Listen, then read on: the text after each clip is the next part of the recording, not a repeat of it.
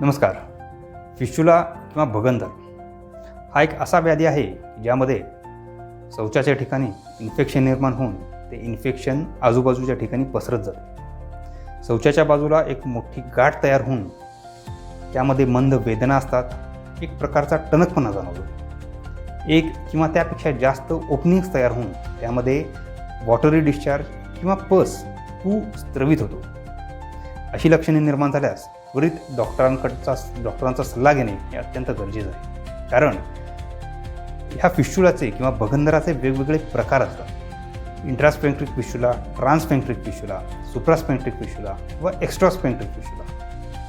त्यांच्या या प्रकारानुसार आयुर्वेदिक क्षारसूत्र, रेडिओ फ्रिक्वेन्सी व लेझर हे उपचार केले जातात. या उपचारांमध्ये इन्फेक्शन हे पूर्णपणे नाहीसे केले जाते.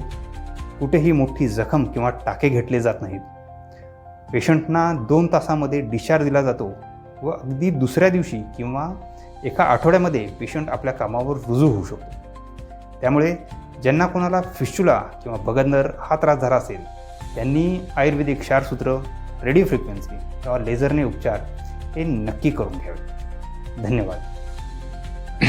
नमस्कार, मी मिस्टर ताकमुगे. मला 1.5-2 महिन्यापूर्वी पिस्तुलेचा त्रास होत होता. तर त्याच्यासाठी मी डॉक्टर विक्रांत दुर्गे सरांकडे गेलो होतो.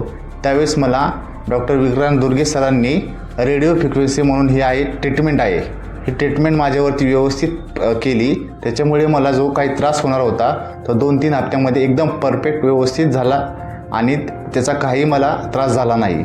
तर ज्याला कुणाला पिस्तुल्याचा वगैरे भगंदरचा त्रास होत असेल तर नक्कीच त्यांनी डॉक्टर विक्रांत दुर्गे सरांपाशी येऊन ट्रीटमेंट करून आपले जो काही आजार असेल तो नक्कीच मोकळा गायब होईल त्यांचा.